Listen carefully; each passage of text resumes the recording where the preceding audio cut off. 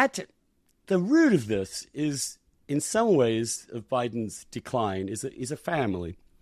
And I'm struck by just how familiar, in some ways, this family dynamic is to many of us. It's the older guy, the older man who won't give up the car keys, as it were. That's the sort of, but in fact, and that is true of this case, but it's much more rococo than that in this case. This family is truly not healthy, I would say. And I don't mean that as a moral criticism. I'm just trying to analyze it. It was always wrapped up in secrecy and in not addressing reality. Alice, can you tell us a little bit about that culture within the Biden family, the things that they wouldn't mention, the things that couldn't be said, the things that had to be hidden or lied about? Yeah, there's a family expression, which is don't call fat people fat, which in some ways you could say is polite, but I think people close to family began to sense that it also had a darker side, which is don't acknowledge inconvenient truths.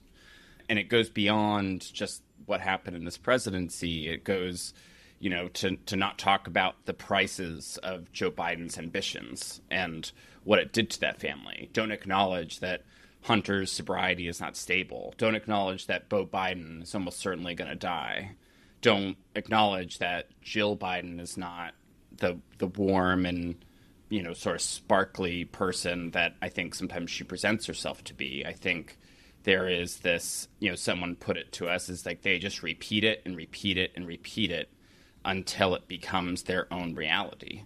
And, it's the reason why, even though, Hunter Biden and Ashley Biden were both struggling with addiction to serious drugs in 2019, and Joe Biden's daughter-in-law, Hallie Biden, Beau's widow, was only 6 months sober from crack cocaine, that Joe Biden, no one really raised much of an objection, with the exception of his sister, to him running for president, even given the very fragile, if not,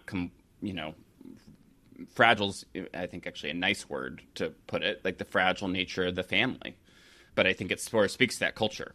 There were two kids with serious substance abuse challenges, which is, a lot in a single family. Dr. Jill Biden, whom we have to address as doctor on all occasions, obviously seems to be a little insecure about her. Otherwise, the only people that insist on being called doctor when they just have a PhD in some are deeply insecure people. How did Biden understand Hunter's condition, do you think? Maybe Jake, you can. And he was aware, obviously, that his son had a terrible drug problem. How did they manage that over the period of Hunter's increasing spinning out of control?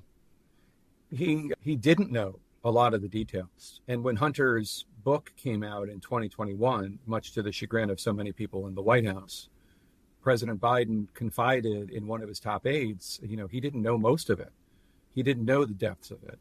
And I think on one hand, you can't know everything that your addict child is going through when your addict child is distancing himself from the family and living in hotels and all sorts of things that Hunter writes about with semi-disclosure in his memoir.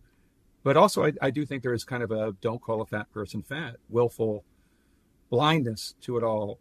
And in fact, one of the tragic things about this story, and it's interesting, Andrew, when you were talking about it in the introduction just then, I started thinking about, and I can't believe this is the first time I've thought about it, but I started thinking about Death of a Salesman, because there really is that kind of tragic, the father is deteriorating, the son's, in this case, Biff has died, and it's just Happy, and the wife standing by her husband, and just really sad tableau of humanity.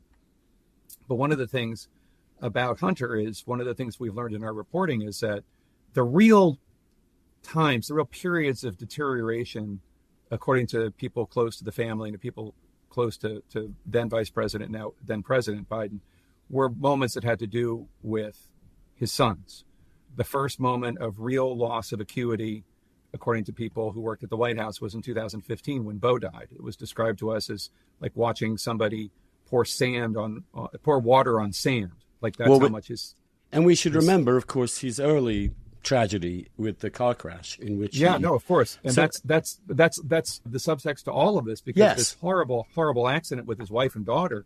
And then in our reporting, we learned that, like, beyond the deterioration that happens based either on aging or whatever neurodegenerative issues he might have that they haven't either diagnosed or haven't revealed, are Hunter's tribulations during his presidency, the collapse of the plea deal in 2023, the trial and conviction in 2024, where we are told that really had a horrible effect on the president. This is really a tragedy in so many ways. If he weren't the president, it would be something that I'm sure people would just say, we'll just leave them alone.